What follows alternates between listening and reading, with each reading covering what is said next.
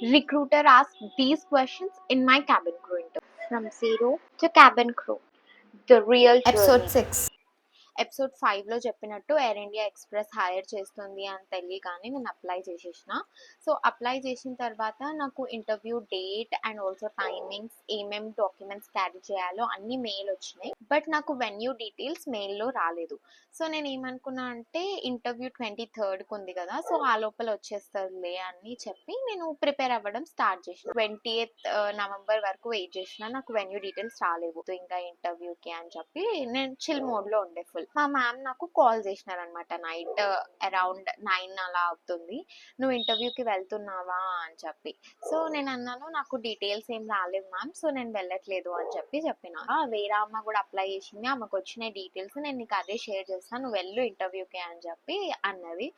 So నేను నిజంగా ఎప్పుడు ఎక్కడ చెప్పలేదు, but I'm very thankful for her. నా డాక్యుమెంట్స్ అన్ని రెడీ చేసుకున్నా అండ్ డ్రెస్ అదంతా కూడా రెడీ చేసి పెట్టుకున్నా. సో అప్పటికే ఫుల్ లేట్ అయిపోయింది, నేను ఏం ప్రిపేర్ అవ్వలేదు ఇంటర్వ్యూకి. నెక్స్ట్ డే నేను లేచి రెడీ అయిపోయి ఇంటర్వ్యూకి వెళ్ళిపోయినా. నాకు మేకప్ కూడా వేసుకోవడానికి రాకపోతుండే, మా పిన్ని మేకప్ ఆర్టిస్ట్, సో తనే నాకు మేకప్ చేసింది. వెన్యూకి వెళ్ళే దారిలో ఆటోలో కూర్చొని ఆన్సర్స్ అన్ని రిఫర్ చేసుకున్నా. డాక్యుమెంట్స్ అన్ని రెడీ పెట్టుకుందాము అని చెప్పి బ్యాగ్ లో నుంచి ఫైల్ తీద్దామంటే ఫైల్ లేదు. ఫైల్ ఇంట్లోనే మర్చిపోయి వెళ్ళిన, అంటే ఎంత చిల్ మూడ్ లో ఉండే ఊహించుకోండి. ఇంకా మళ్ళీ ర్యాపిడో బుక్ చేసి తెప్పించుకున్న file. First round was documentation round, second round was BMI.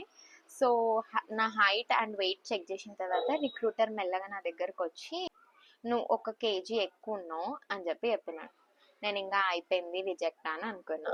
మళ్ళీ దాని తర్వాత రిక్రూటర్ అన్నాడు, ఈ సారికి అయితే మేము కన్సిడర్ చేస్తున్నాము, బట్ నీ మెడికల్స్ వరకు నువ్వు 1 kg తగ్గాల్సి ఉంటుంది అని అన్నారు.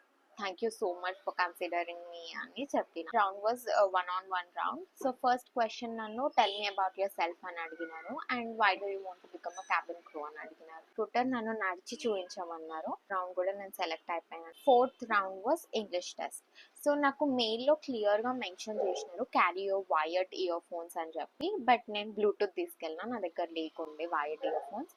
సో వెళ్ళిన తర్వాత నేను అసలు బ్లూటూత్ యూజ్ చేయలేదు, బట్ చాలా మంది క్యాండిడేట్స్ యూజ్ చేస్తుండే.